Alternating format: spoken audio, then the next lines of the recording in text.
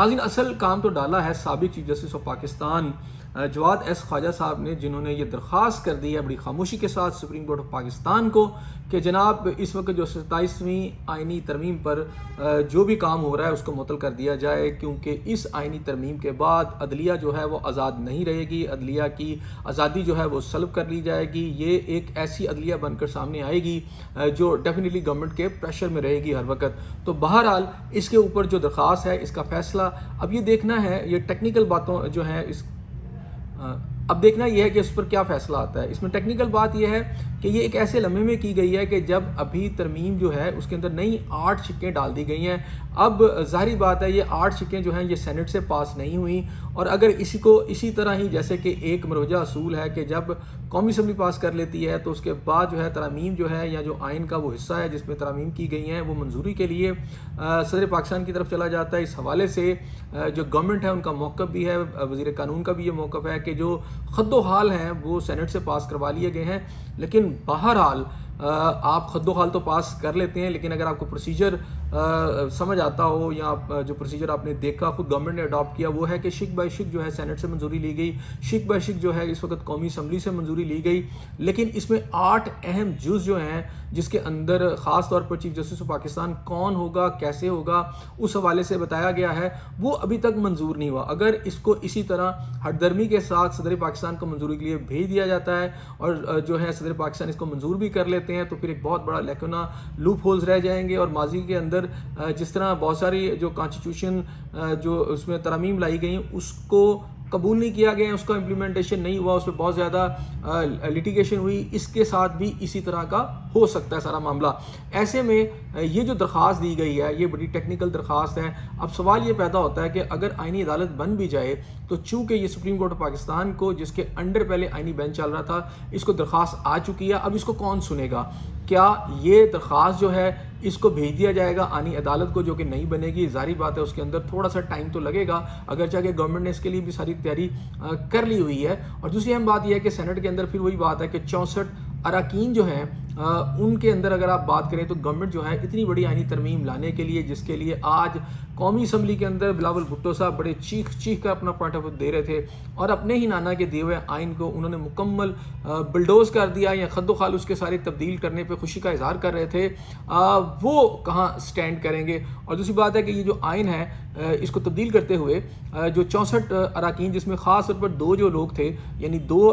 جو سینیٹر تھے، ایک کا تعلق JUI سے تھا اور دوسرے کا تعلق جو تھا پاکستان تحریک انصاف کا، جن سے اظہار لا تعلقی کر لی ہے، ان کے خلاف باقاعدہ طور پر ایک لیگل کارروائی جو ہے دونوں جماعتیں کر رہی ہیں، اور ڈیفینیٹلی اس طرح کی کارروائی کے اندر اس کا جو ممکنہ نتیجہ یہ ہے کہ اس کی وجہ سے ان کی سیٹیں جا بھی سکتی ہیں۔ اب جب یہ واپس سینٹ میں جاتا ہے، اگر گورنمنٹ بھیجتی ہے تو سینٹ کے اندر کیا یہ دوبارہ سے پاس ہوں گی، اور اگر دوبارہ سے پاس ہوں گی تو کیا 64 اراکین جو ہیں ان کو حمایت حاصل ہوگی؟ اور دوسری اہم بات یہ ہے کہ بھٹو صاحب یعنی بلاول بھٹو صاحب جس وقت یہ سب کچھ کر رہے تھے اور شہباز شریف صاحب کی تعریفیں کر رہے تھے، وہی شہباز شریف صاحب جو آصف علی زرداری صاحب کے بارے میں کہا کرتے تھے کہ میں انہیں گھسیٹوں گا، ان کے پیٹ سے لوٹی ہوئی رقم نکالوں گا،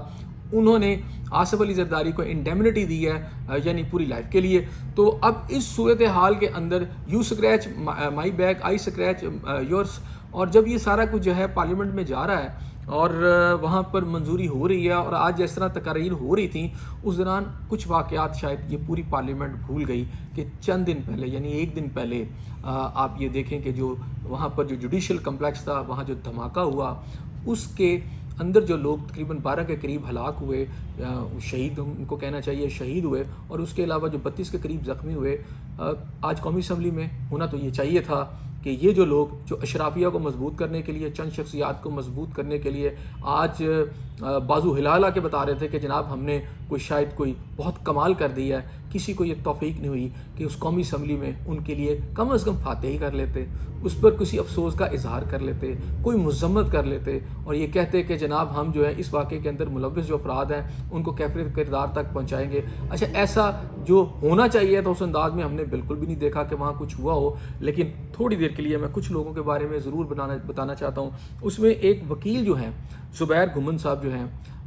ان کی کہانی بڑی دردناک ہے۔ وہ بڑے خوش تھے اس بات کے اوپر کہ جناب ان کو سپریم کورٹ کے اندر وکالت کرنے کا موقع مل گیا ہے۔ انہوں نے دوستوں کو کہا کہ میں تمہیں وہاں مٹھائی کھلانے کے لیے آؤں گا، اور دوستوں نے جب ان سے کہا کہ کیسی مٹھائی، تو انہوں نے کہا ایسی مٹھائی کہ جسے تم ساری زندگی یاد رکھو گے۔ وہ آئے، انہیں مٹھائی کھلائی، اور جیسے ہی باہر نکلے